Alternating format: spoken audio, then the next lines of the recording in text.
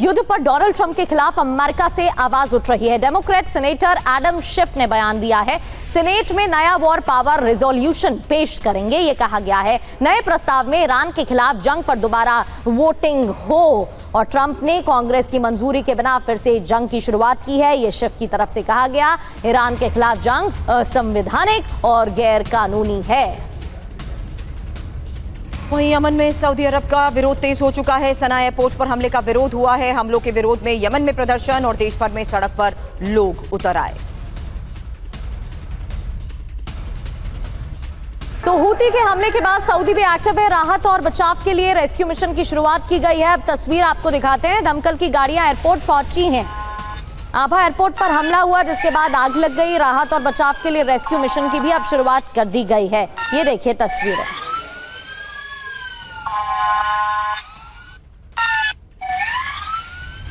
वहीं अमेरिकी Democrat senator Chuck Schumer का ये बयान, ईरान को लेकर ट्रंप की समझ खत्म हो चुकी है। ईरान जंग से अमेरिकी सेना को वापस बुलाया जाए, बहुत हो गया, युद्ध खत्म किया जाए। और इस वक्त का बड़ा अपडेट आपको देते हैं। दक्षिणी ईरान में अभी बड़ा हमला हुआ है। अमेरिकी हमले से किश द्वीप थर्राया है। किश द्वीप की तस्वीर देखिए। किश द्वीप में धुएं के गुबार उठ रहे हैं। अमेरिका का MQ-9 ड्रोन मार गिराया गया। बड़ी खबर है, ईरान ने MQ-9 ड्रोन को मार गिराया और हॉर्मुज के आसमान में ड्रोन गिराया गया।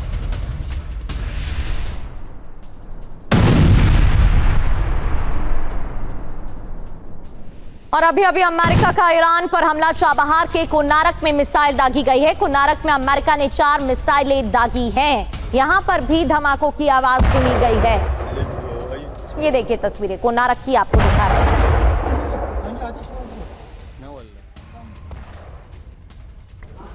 तो जंग में जल रहा है कच्चा तेल। 15 जून 2026 की बात करें, शांति समझौता हुआ, लगा कि शांति बहाल हो जाएगी और $67 प्रति बैरल तेल पहुंचा।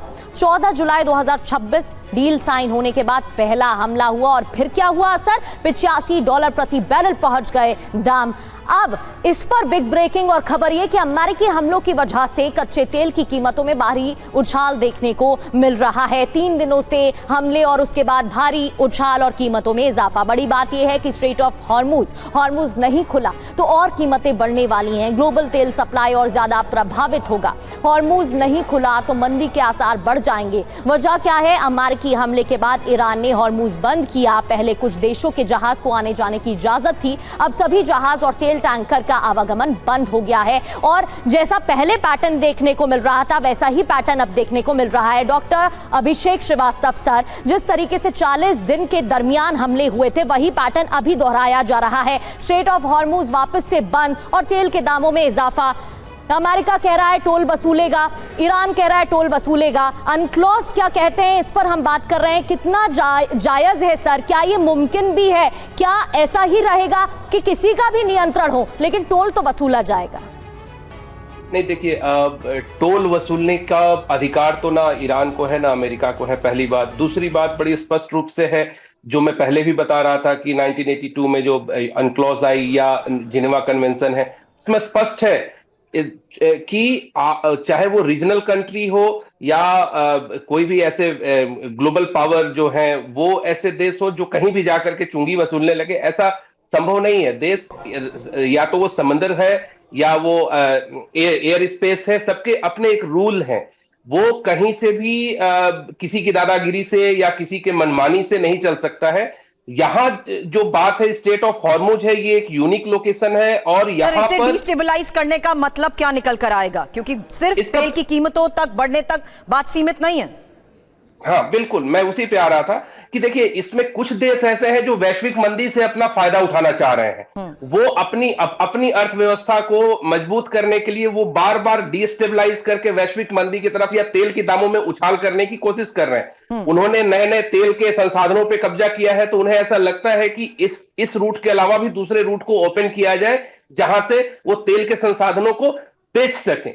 अब आप देखिए, राष्ट्रपति ट्रंप का ना बड़ा यूनिक कैरेक्टर है, स्पेशली ट्रंप 2.0 में। राष्ट्रपति ट्रंप और उनकी जो फैमिली मेंबर्स है, जो उनकी एक सिंडिकेट है, उसे आप एक तरफ देखिए, एक president Trump and the businessman Trump.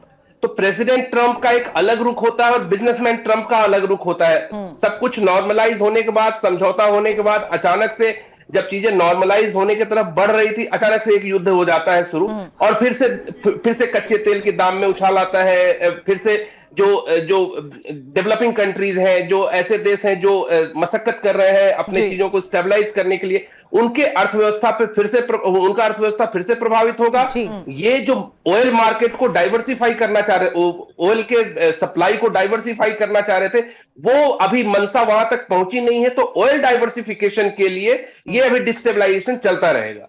बिल्कुल सर, और इसका असर क्या हो रहा है वो तो हम देख ही रहे हैं। लगा था कि शांति बहाल हो जाएगी और राहत भी मिली थी, लेकिन एक बार फिर से तेल के दाम बढ़ गए हैं।